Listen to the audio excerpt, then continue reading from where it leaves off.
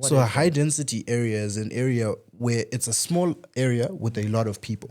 For example, you notice a lot of Zim students who were in Zim and studied in Zim won't come here with ZimSec results. They have a tendency of coming with like maybe a Cambridge or an IEB or an IB. Over time, when you have structures put in place, if you don't maintain those structures, they have a tendency to just deteriorate.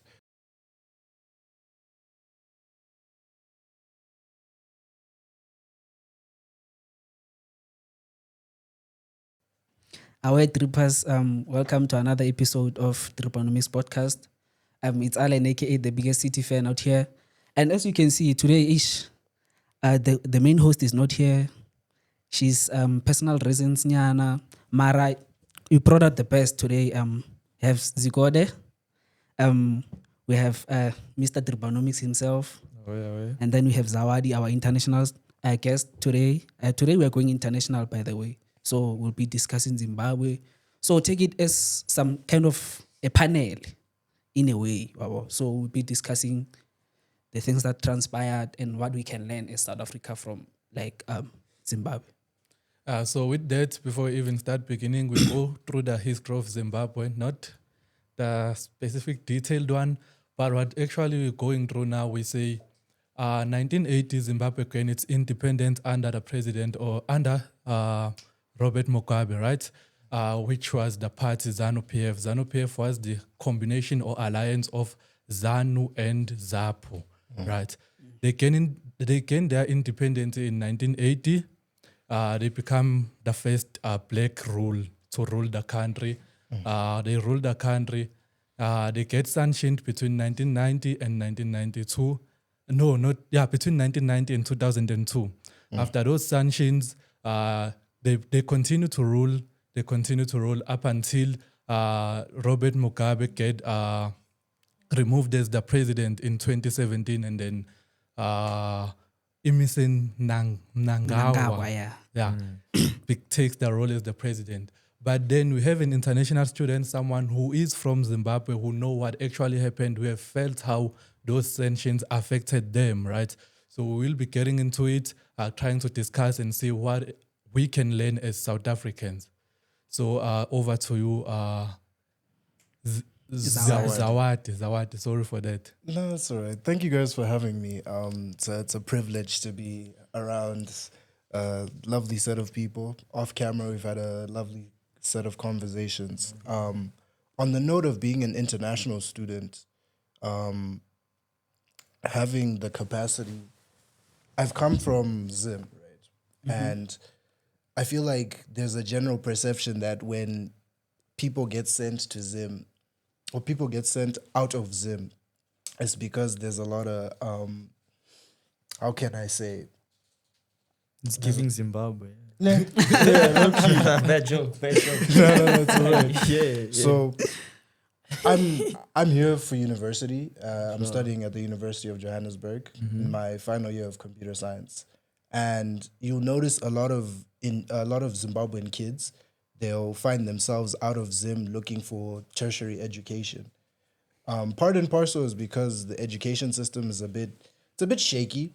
Don't get me wrong. It's quite good in the sense that I got the capacity to learn a couple languages, a couple different sets of information that have helped me throughout my life. But I'd say compared to a country like maybe South Africa, our universities aren't as strong. So you then have instances where parents or families will send their kids out of the country so that they can have hopes to get that qualification. You have, sorry, it's a bit emotional to talk about, but Interesting. like, I guess for me, I want to see more from myself as well as from my fellow people. There's this running thought that when you come into the country, or you come into the country being SA, right? You come into the country, you're supposed to get your degree and then try and find a job here. So everyone ends up just staying, Low key, I feel like all it takes is a couple people to go back and try and change the situation. Basically. exactly. Okay, so I have two questions, right, in relation to what you said, right? So you talk about, people coming here. When I say people, I'm talking about the Zimbabwean people coming here for tertiary education. Yeah.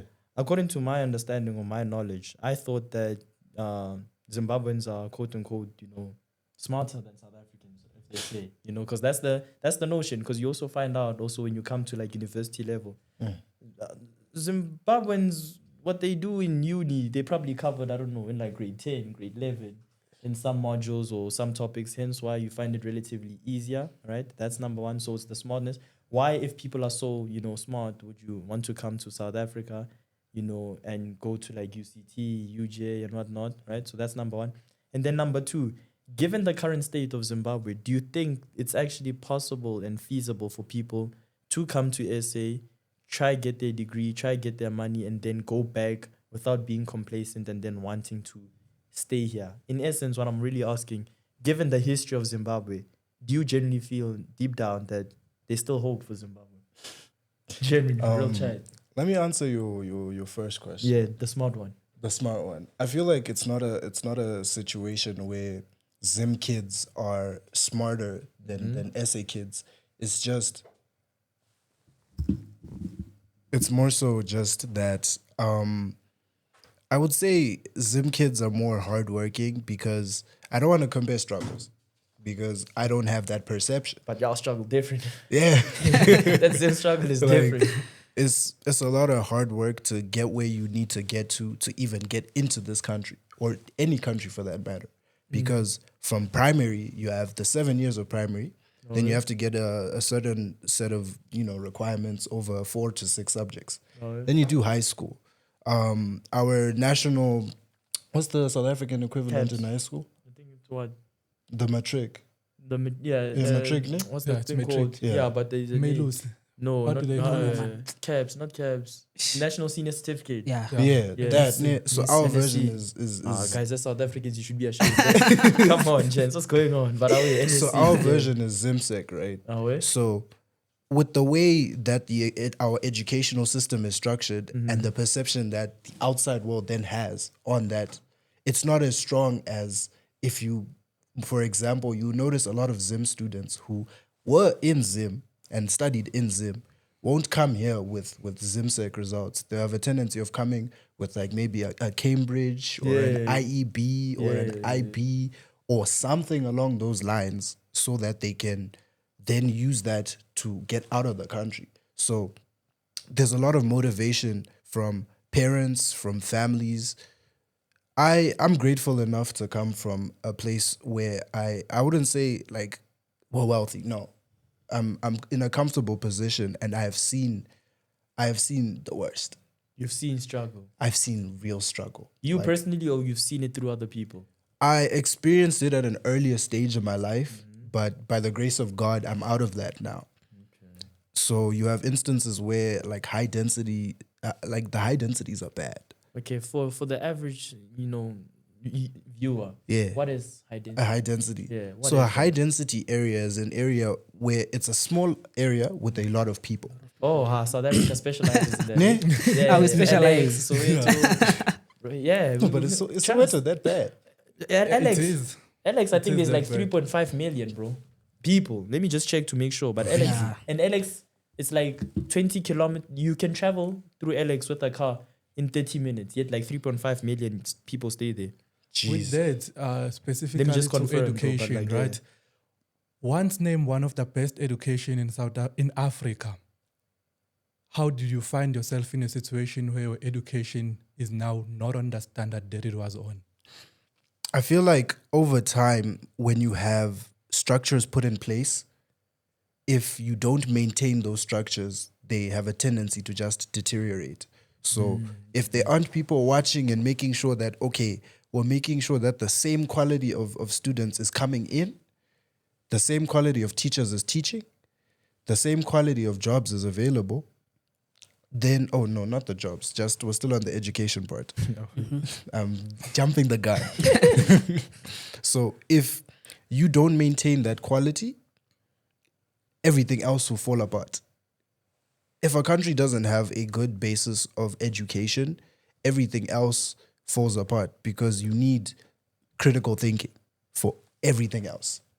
For you to do well in a job, you need to be able to think. For you to run a nation, you need to be able to think. Even in life, just your general base to base, there needs that critical application. And it doesn't just start from tertiary. It starts at the bottom. And I think for primary and secondary, it's a more so primary. There's a good set of development. It starts getting shaky around secondary because there aren't that many institutions that provide good quality education at that level. Because for us, there's two sets of qualifications, I guess, in Zim for you to get a job. Grade 7, which correlates with your grade system. Once you have that grade 7 qualification, you finish primary, you can start looking for something. Okay. Around grade 10 there's O-levels, which are the Cambridge equivalent, right? After that point in time, they just shoot you out in the world. There's no push or drive for you to get the AS levels, the A levels, the degree. So now you have to then put it upon yourself to try and Get out. Exactly. And one thing that I've also realized is, like, a lot of Zimbabwean teachers, they're in SA, especially the maths, the physical sciences, and all of those things. Back in my high school, also they were there, like, and they're good. Hence, we have this perception, like, academically, in general, Zimbabweans are better, And but then, leaving the education part, can we get to like the effect of what the land reform might have done to contribute to what Zimbabwe is now? Okay, so post-independence, prior to independence, actually, there was a land, or rather the profitable land was under the control of the people in power at the time, right? So as mainland Zimbabweans, I'm trying not to be very political, but as black people, we didn't really have that touch within that scope of the land, farming, minerals, all facets. It was prime land, basically. Prime land. Yeah, real land. The land that matters. Yeah. Right? So after independence, right, the President Mugabe instituted the Land Reform Act, in which the land was reclaimed and then redistributed around the country, right? Okay. However, that then brought a few issues. The outside world was paying close attention to what was happening there. So then a lot of economic blocks were put upon the country because their perception was that it wasn't entirely correct. So only now in recent years has my government decided to then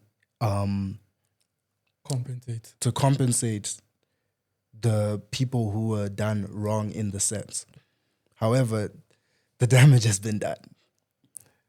Due to the blockades on trade in and out of the country, it caused a ripple effect. I'm sure everyone here, including the people who are watching, are very familiar with the 2008 hyperinflation in Zimbabwe. Yeah. It caused a lot Actually, I think it was all over the world, the 2008 one. Yeah. But then it had more effect But the on Zimbabwe one was Zimbabwe crazy. because the current was already. Yeah. What was the inflation increase rate?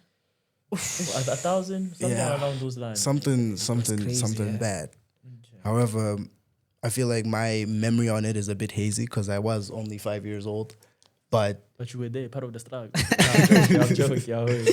From what I've been told by my family members who are a bit older, bad. it was bad. Like wheelbarrows of cash to buy bread. Yo, that was bad. However, crazy. So on the redistribution part, was it like the ordinary, like Zimbabwean will just get land just because they are Zimbabwean, or there was a specific criteria that you needed to meet? Like maybe we're looking into South Africa, and maybe if we take the land back, right? If I have to get the land, I will have to maybe be a farmer at least, so that I can ensure that the food security for the country is still secure. So in Zimbabwe, when it was redistributed to the people, did it go to the people who had maybe the skills to keep it productive for the economy? Initially, it did. Initially, it went to the right places. However, it ties back to what I said. If you don't maintain a system, it'll crash. So there were people who were farmers and miners and traders, all of this other stuff. And they had that, I guess, structure because they were working with the infrastructure that was there before them. However, over time, it just slowly deteriorated. And now we're in a position where we are no longer even the breadbasket of Africa. If you know your history, at some point in time, Zimbabwe was the breadbasket of Africa. Yeah, South Africa wanted to be like Zim at some point. Imagine. How the wheels turn. But wait, to go back to my point, because I forgot. I said Alex was the biggest township. Apparently, it's Soweto. Yeah, Soweto, I think, is the biggest. 1.2 million. I don't know where I found the 3 million figure, but like, I apologize. That's a big figure. That's a big figure. Yeah, 1.2 million Soweto. So in terms of, being in a place where you clustered, as South Africans, that's what we specialize in. Because even like, your deep sleuths, every township, basically, where we were segregated, like, you can tell, bro, we're a lot there. But yeah, I just wanted to clear that out now. Yeah, sorry about that. Have you been within those townships? Soweto. Yeah. I mean, as a black person, you have to be. I mean, because at the end of the day, you have relatives from those places, So I have been there. I'm not sure if there's a follow-up question, but like... I wanted to ask how it was. Maybe I could get your perspective on that so then I can then translate it into... How it was in Zim. Yeah. Okay, so with us, bro... Thing is, I'm not even from the township itself, but I've been there a couple of times. The township is like townships, bro. Too many houses, congested. There's a tavern every second street. Everyone is hustling, bro. There's plaza shops left, right, center. The economy, there's actually a new term called the township economy. Yeah, like money is circulating there, bro. So people trade amongst themselves, and the problem is with that is, how do I say it? I stand to be corrected, but a lot of the people that happen to reside in the townships have to go to like the towns to go work and stuff like that, to the malls and like offices and whatnot, and then come back in the evening. But the townships don't sleep, bro. Everyone is trying to hustle and everyone's trying to get out. It's clustered, bro. It's not conducive, but because that is what we were given, we have no choice but to make the most of it. And make it out. Yeah, and make it out. And yeah, that's why there's this thing of making it out the hood, Yeah, so people try as much as possible to work, eventually to get out. But yeah, that's how it is, I guess, from my experience. So I don't know how you can correlate that to Zim and how it is in Zim in terms of the townships and like, yeah. I feel like the reason why I asked you specifically is because I wanted your predominantly essay audience to try and relate to what they've seen here so that what I then say now will then make more sense. Okay. Because we have touched on the high density aspect, but basic necessities, there's 3 basic necessities. A good place to sleep, something to eat, and something to drink. So a roof over your head, water, clothes and water, yeah. right? And food, yeah. And food. Sure. I can't lie. Water system, absolutely atrocious. That bad. It's so bad that the drilling, like, side of the country, like, not drilling side, but the people who do drilling, borehole drilling, they're making money. The pipes provided by the municipality, by the country, corroded. You try and run the water, it comes out brown. Nah. So people now start hustling, they scrounge up money so that they can get what? A borehole. So that they're getting their water from down and they're good. Now on the note of electricity. I thought we don't have electricity. guys already don't have Crying it. about load shedding. You guys think ESCOM is bad? ESCOM powers Africa. Most of the countries are powered by ESCOM. So then you ask yourself why you have load shedding. Yeah, it's just some political things. But then we had load shedding, but we're exporting, if you can call it exporting electricity to other countries in Africa. Yeah, even So we even actually coal to European countries. Yeah. Then when it comes to water, 90%, I was looking at the statistics today, 90% of South Africans have access to clean water. So No, the that's- other 10%, we're not there, but But it's much better when It's comparing much to our better. African Yeah. brothers and sisters. You're getting close. we're getting close. I But love then that. it goes back to the inherited systems. Are they being maintained? We might not be getting close. We might be going backward As South Africa or Zimbabwe. as South Africa because we inherited all the system that we had from apartheid. Are we maintaining them? No. Look at what is happening in Johannesburg. They currently have water problems. Why? The systems are not being maintained. So why can't we learn from what is happening in our neighbor that we might find ourselves in the same that position? place, yeah. Because the same thing that has happened to them is happening to us. The schools that we maintain, that we It's inherited, relating, yeah. are we maintaining them? Are we And- actually building more schools? No. And a lot of schools are actually like closing. Yeah. Like a lot of schools back in Limpopo, there are some schools that like they are closed, no longer function. Now, parents have to pay for transport to take kids, and even in Eastern Cape, I think last week, this community they took it upon themselves to build a bridge I saw that because video. like the government is not doing anything. It goes back to maintaining because now it's like there's someone close to you who went through something, Mara, you are not trying by all means to learn or okay, actually, if this and this happened from 1, 2, and 3, what can I do to like Make sure Better that you the don't shy situation, away from don't find myself in the same exit or- predicament. so like it's bad. And honestly speaking, in a few years' time, like the deep rural villages, they'll find themselves in a situation whereby the access to water, not even like dirty water, access to water at all, like there'll be no access because it's getting there right now. There's even a story of a guy who, the road accident fund type of a thing. Yes, I know. He got his ref, and then instead of buying cars, house, he just built a water system for his community.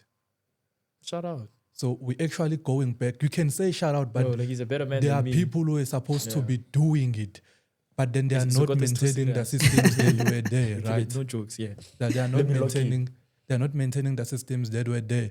So it goes back to, as much as we're gonna discuss what is happening in Zimbabwe, we also need to look into how we as South African can learn, because learning from your own mistakes sometimes can be too much costly.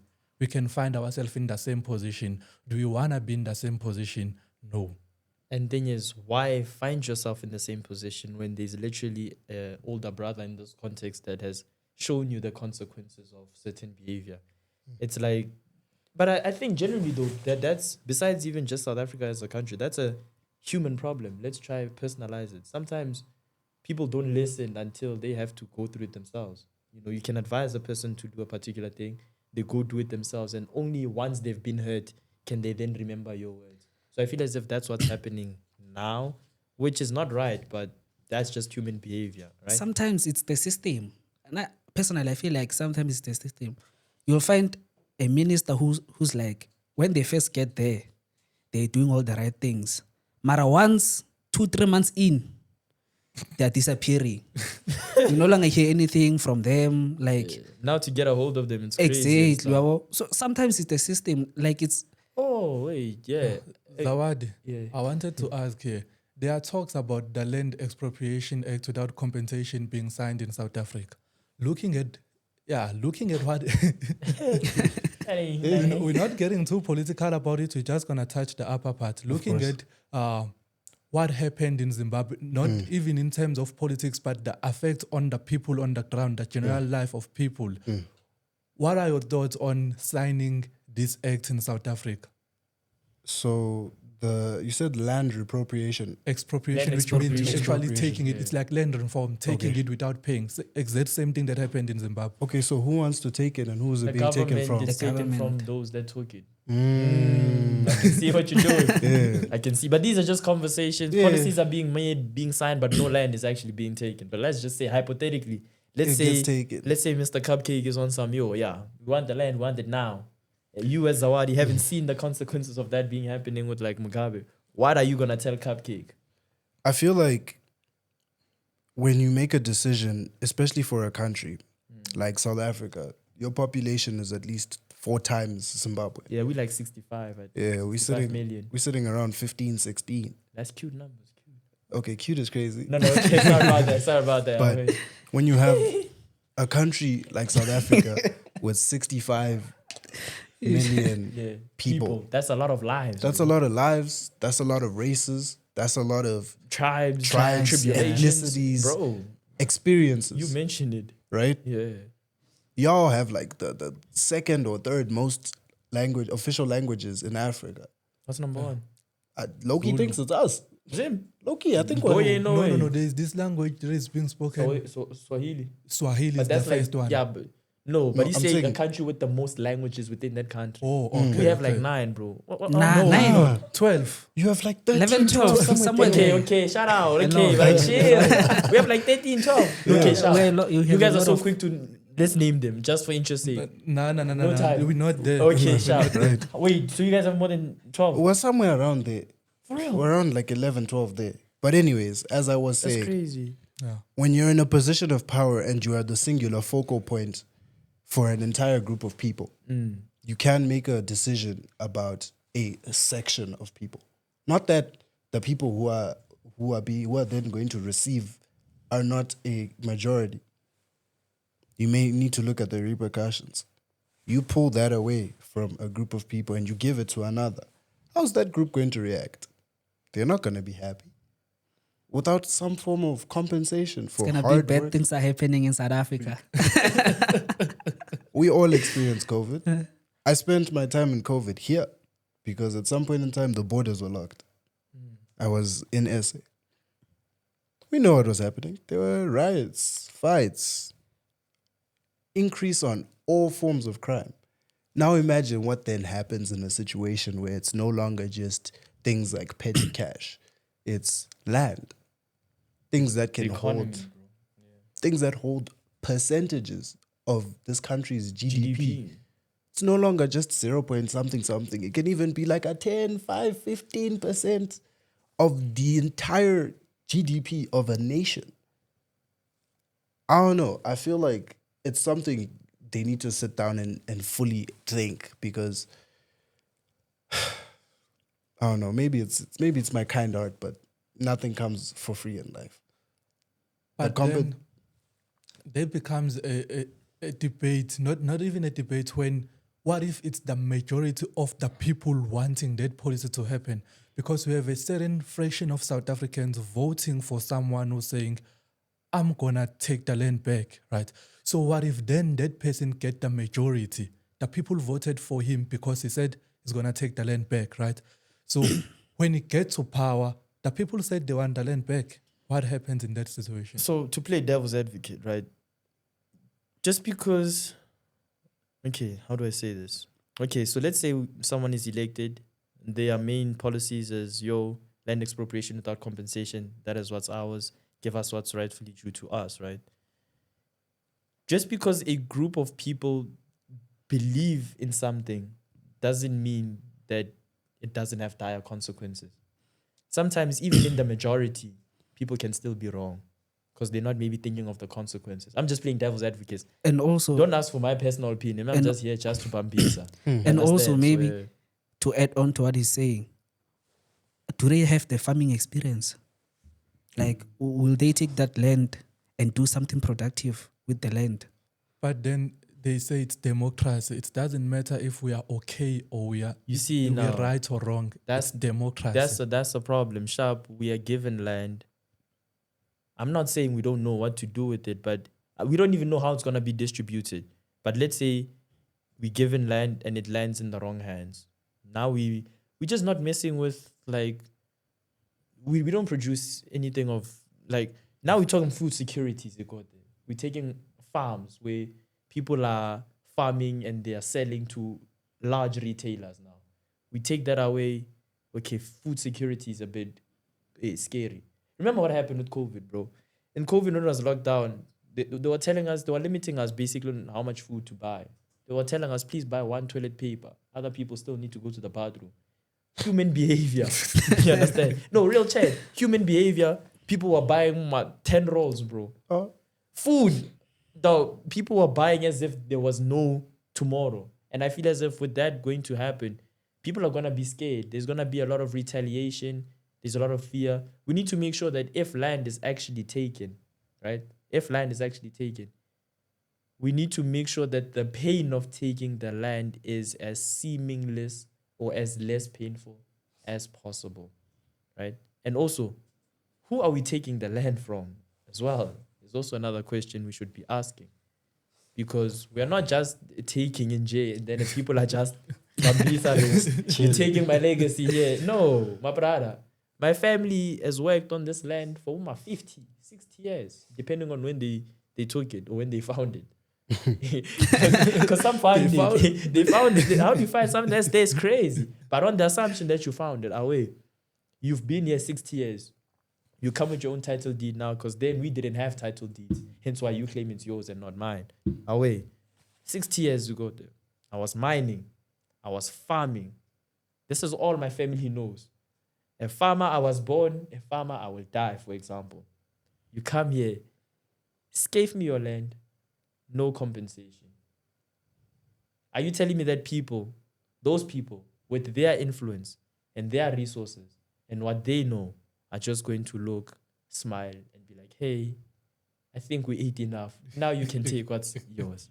No. So now the question I have is more economically related. Is this even viable to even other countries now? Because now we are not run like a country that's independent, you know. We rely a lot on trade and other countries. We need to be in the good books of other countries. Trust me. Otherwise, because we're not like China, where China makes everything, you know. And having been from China, you know, you know what I'm saying? But I'm just saying, you know, what, like, bro, they make stuff. Like everything that's made in China is made in China, so they can afford certain mistakes, so they can afford certain things, right? But like with us, we rely heavily on international trade.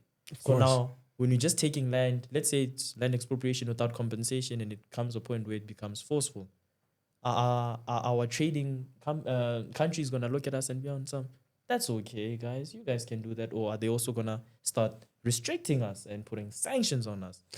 You know, and when we put sanctions on South Africa, I mean, okay, that's a lot of pressure because we export a lot, but we also import a whole lot. So the consequences of that, you have to think about it. The thing is, the problems of Africa, there are a lot, ne? But if you can trace all of them, you trace them back to the land. So before we even go into how do we build, how do we protect what we already have, and how do we make sure that the future is there? Who's protecting what? Who has? The little that we have as black people. Oh, the little. Okay, the little that we have. So we need to first get over the land question. It will be there. If we don't get over it, even even the future generation will be talking about the same thing. What do we say as black people? Do we say we take the L when it comes to land? You can keep it. There's no way we're taking it without compensation. Or then do we pay for it to get it back? Then when we pay for it, who get to own it? Okay, so we're paying for land. So if we're paying for land, we assume it's government that's paying for it. Yes. It's not personalized. It's our taxes. Yeah. It's our taxes. It's us paying for it. So it's willing buyer, willing seller. No, but in this context, the government's buying. It's not news. You got with money. Yeah. You want to buy. So the willing buyer. No, you can do expropriation without compensation, where you're actually forcing, but then you will pay. They recognize some. Yeah, it's like you are expropriating land. I'm forcing you that I want to buy it. But you're paying it at a specific price. It's a specific price. You can say market So you're telling price. me now, you are saying market price. Yeah. They're gonna look at you and be like, yes, we agree. That won't happen. That we know. No, when you look at what they are doing, even these political parties, DA, they are not fighting expropriation. They are fighting expropriation without compensation. Yeah. So when there's compensation, then that's where they start. That's where they can say, now you can take. Fine. So there's market value, and then there's what they perceive the land to be worth. Now, yes, how much they perceive the land to be worth. But now I come to you. Land, okay. So, Zikote, I come to you. This is an example one of the politicians made. I won't, go into names and so forth, right? The There was an example that was made. So, Zukote, you come, you hijack me. Yeah? You hijack me. How? You hijack me. Now you left me stranded, right? You hijack me, left me stranded. And then later on in life, maybe 2, 3, 4, 5, 10 years from now, I see my car ne, in your garage. Ne, I see my car in your garage, that which you stole from me. I can't take it from you. But then now you want compensation for that. Like, how? But then if we don't compensate for it, it goes to sanctions. Like- so that is what the thing is. We're taking the L, say, nah, we lost it. Let's forget about it. Hence, I spoke about systems. These things, they are, in a way, the moment you do something that is not aligning to the system, it's chai. Honestly speaking, it's chai. Because you'll find your UN, even United the Nations, you mean, yeah? United Nations, even the World Trade Organizations, Yeah. what, they'll start to like exclude you as a country because they'll be like, this is not how you treat human beings. This is not wara. Mara, back then, those things were not there. So you can't refer to like, maybe it took land 15 years, what, and then now I want compensation. I want compensation now because there's a system. It was built to be like this. It was built to make it difficult to get it back, essentially. Zawadi, what are your thoughts on this? Like, do we pay for the land, or we take it without compensation, or we just forget about it? Because those are the three options that we have. Well, pardon me. I wouldn't say the only options. I wouldn't say those are the only three options. I don't feel like fighting internally is a good decision because it'll bring a lot of strain on the people as well as the economy. I feel like as a whole, I look at Africa as one. Yeah. I don't like to look at the whole world. I like to look at Africa as an entity because we hold a lot of power. We hold a lot of land. We hold a lot of Natural resources. a lot to the point where a trade embargo with the rest of the world, you just cut off Yeah. Africa as a whole. Think Wakanda with vibranium. It's unfortunately, given that there's an infrastructure already in place, as you've said, there's a system. You can't not pay for that because that's time and effort. And without that payment, there's a bit of push and pull. So you'd rather give them their money's worth, put it in your own hands. As who? Who's doing the Reform Act? Not the Reform Act. Government. Expropriation. It's the government. But then do we trust the government if they can't even manage the things that they inherited? How is ESCOM in trouble when ESCOM had the capacity to power the whole Africa? Was actually one of the best. The state-owned enterprises that have already died because of them. Then how do we trust them that they're gonna do fair things with the land? I wouldn't say it's about trust. It's more so about accountability. Because as a people, you have a voice. Someone had millions under the carpet, but was never hold accountable. I'm like, hey, this conversation is getting a bit too serious. It's getting a bit too It's hard. getting a bit too hard. But like, wait, so okay, I hear what you're saying. So land is everything. And in the wrong hands, it could either make or break A a country. country. Clearly. In the wrong hands, it's breaking us. Yeah, but like my chat is, if we already can't trust people with little, why do you then think there's gonna be a difference with more? You understand? Because already, if I can't trust you to hold 100 rand, I'm now telling you about 1 million. So you're gonna lose your brain now. You know, you're gonna start acting in ways that which now your greed will be shown. Now, you understand? COVID funds get blown and all of that. Like, it's crazy. So we just need to make sure that as a country, like, things are just done correctly in the best interests of the people. The people. Fundamentally, that's who we should be doing it for, the people. Not, political expediency, not trying to buy votes, not trying to win votes and saying the right things. Less time on captions, more time on action, right? the doing of the work itself is what should make, the change or the difference. And hopefully one day, we are able to restore ourselves as a country and become one of the greats. I mean, we still are good, like in terms of Africa. Yeah. I mean, we are the United States of Africa. Think about it. No, that's Think about it. Because think you're a bit about lost. it. We are, but if the other countries were well managed, if Uganda was well managed, if buts and maybes, my brother. If buts and maybes, but SA is SA, bro. You're sleeping on Namibia, Mozambique, No, Botswana, but low key, thing is, don't think And also about it, though. sleeping on the North Wait. Africans there. and the West Africans too. There's like 16 countries in West Africa, and you just forgot about them. Nah, my chat is, bro, we also need to start. As much as, okay, maybe I'm sleeping on them, but let's not downplay South Africa. Like, we are that guy, bro, low key. But it's getting to a point now, if not managed correctly, we will tend to lose ourselves because life has stages and evolution. You can be on top today and can go on tomorrow. You must never get comfortable. We must never get comfortable.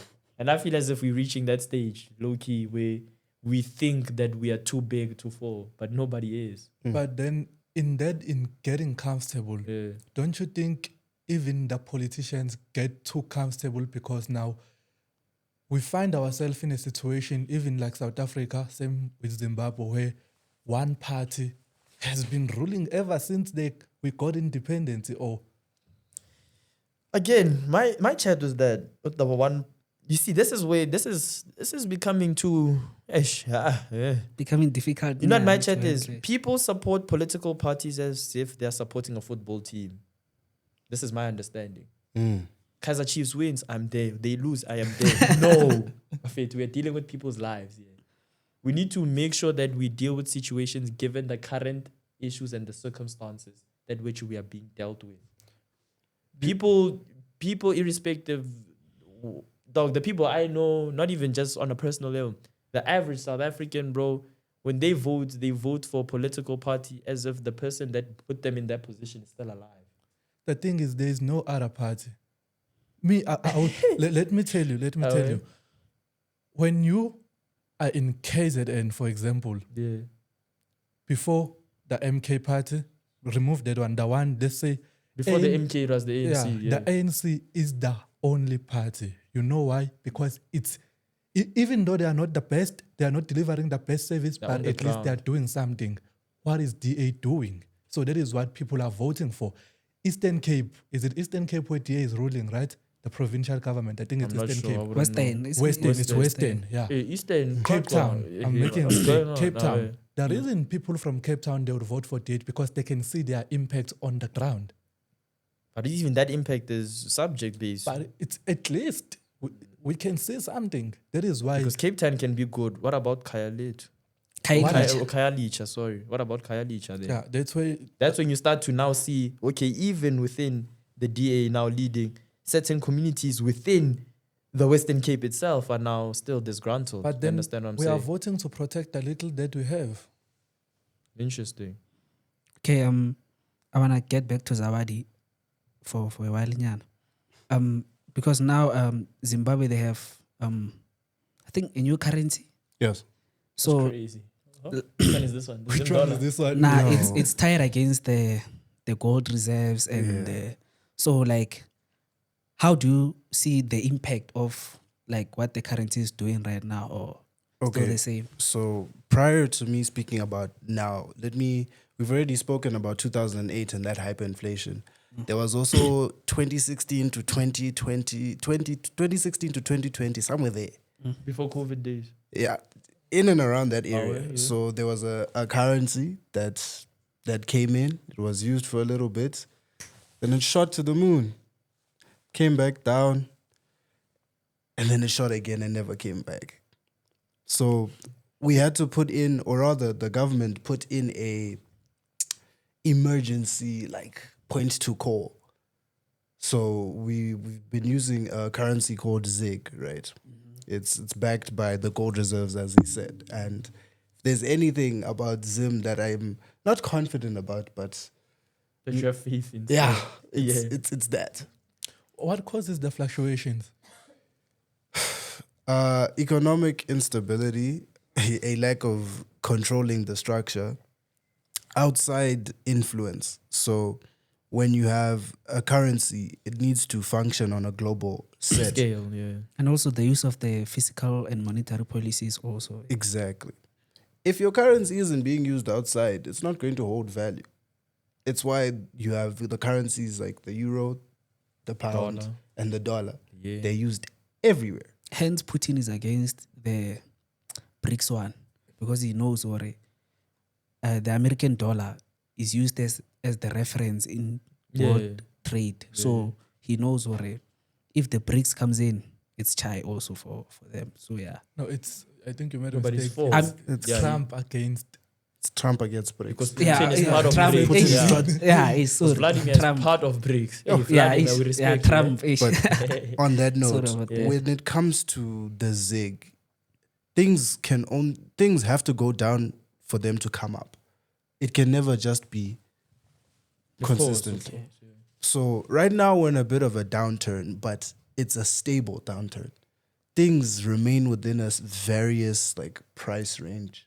Like I know bread, How much is bread in Zim? Real check. how much is bread here? It's like between 19 and 21 20 rand. rand. eh? Yeah, 20 rand. Right. Let's just say 20. So maybe it's about 30, 35.